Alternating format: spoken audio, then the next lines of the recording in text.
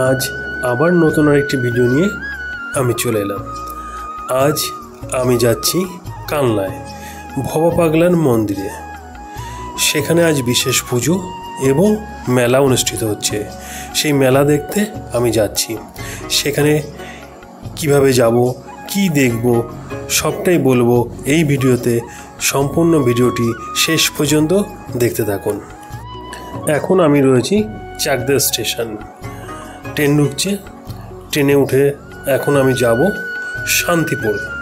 Shantipur station থেকে টোটো করে যাব কানলাঘাট হয়ে আমি যাব ভবা পাগলার মন্দিরে। শান্তিপুর স্টেশন চলে এসেছি। এবার ট্রেন থেকে নামবো। নেমে সামনে একটু এগিয়ে গিয়েই টোটো স্ট্যান্ড আছে। সেখান থেকে টোটো অথবা অটো করে আপনি যেতে পারেন। এখান থেকে আমি টোটো করে যাচ্ছি। টোটো ভাড়া নিল 20 টাকা। যাব কানলাঘাট। চলুন, কানলাঘাটে গিয়ে সেখান থেকে ফেরি পার হয়ে ওপারে যেতে হবে। ফেরি ভাড়া এখান থেকে জনপ্রতি 5 টাকা। ওপারে গিয়ে সেখান থেকে আপনি হেঁটেও যেতে পারেন অথবা টোটো করে যেতে পারেন। তবে আজকে মেলার দিন, টোটো সেখানে ঢুকতে দিচ্ছে না, তাই পায়ে হেঁটেই চললাম মন্দিরে। এখান থেকে খুব বেশি সময় লাগলো না, মিনিট 10 মতো লাগলো পায়ে হেঁটে। চলুন, নদী পার হয়ে এপারে চলে এসেছি। এটা কালনা। এবার এখান থেকে আমরা হেঁটে যাব মন্দিরে। যাওয়ার পথে বিভিন্ন জায়গায় সবাই বসে আছেন। কেউ দিচ্ছেন শরবত, গ্লুকন্ডি এবং কোল্ড ড্রিঙ্কসও কোথাও কোথাও দেওয়া হচ্ছে। সেখান থেকে শরবত খেয়ে নিলাম। প্রচণ্ড গরম। এই গরমে শরবত খেয়ে ঠান্ডা হয়ে চললাম আমরা মন্দিরের দিকে। বাংলার মাটিতে যুগে যুগে জন্ম নিয়েছেন বহু মাতৃসাধক, যাদের লীলা আজও মানুষের মুখে মুখে শোনা যায়। তাদের মধ্যে কেউ কেউ আবার ছিলেন বিশেষভাবে সঙ্গীতানুরাগী। তেমনই একজন মাতৃসাধক হলেন ভবা পাগলা। মন্দিরে যাবার পথেই বাঁদিকে স্থায়ী মঞ্চে চলছে গান। নাচিয়া নাচিয়া বনপথে তারা চলে, হরি হরি বল, হরি হরি বল। নাচিয়া নাচিয়া বনপথে। গানের আসরে প্রচুর ভক্ত বসে গান শুনছেন। সেখানে আমরাও কিছুক্ষণ বসে গান শুনলাম। শুনে মূল মন্দিরের দিকে এগিয়ে চললাম।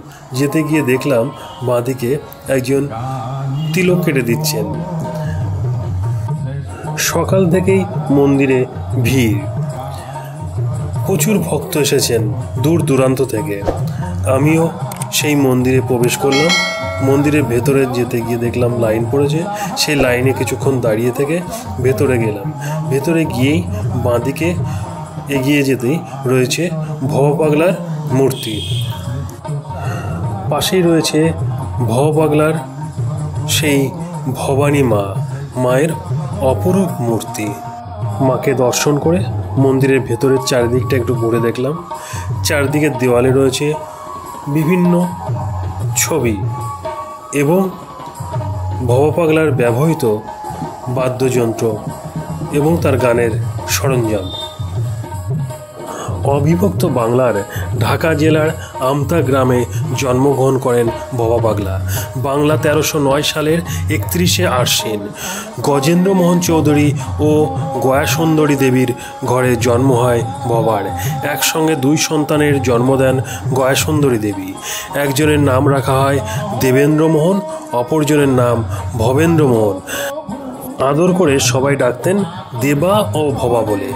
সেখান থেকেই পরবর্তীকালে ভবা হয়ে ওঠেন ভবা পাগলা। এটি ভবা পাগলার সমাধি মন্দির। এই মন্দিরেই ভবা পাগলা শায়িত আছেন চিরনিদ্রায়। ভবা পাগলার ভক্তদের মধ্যে প্রায় সকলেরই বিশ্বাস ছিল যে তার মধ্যে অনেক অলৌকিক ক্ষমতা রয়েছে। তার প্রমাণ তারা বিভিন্ন সময়ে পেয়েছেন। এখানে ভবা পাগলার বিভিন্ন ধরনের ফটো এবং বই বিক্রি হচ্ছে। পাশেই এই জায়গায় রয়েছে বিভিন্ন সাধুরা। তারা বিভিন্ন জায়গা থেকে এসেছেন এই মেলা উপলক্ষে। বেলা বাড়ার সঙ্গে সঙ্গে যেন ভক্তদের ঢল নেমেছে। বিভিন্ন জায়গায় চলছে প্রসাদ বিতরণ। বাবা পাগলার এই অনুষ্ঠানে ভক্তের পাশাপাশি বিভিন্ন জায়গা থেকে এসেছেন প্রচুর শিল্পী। দুপুরে মন্দিরের পক্ষ থেকে প্রসাদ খাওয়ানোর ব্যবস্থা করা হয়েছে, তার জন্য রয়েছে বিরাট আয়োজন। এই মেলা অনুষ্ঠিত হয় বৈশাখ মাসে শেষ শনিবার, চলে 2 দিন। সেই 2 দিনে প্রচুর ভক্ত এখানে আসেন এই অনুষ্ঠানে যোগ দিতে।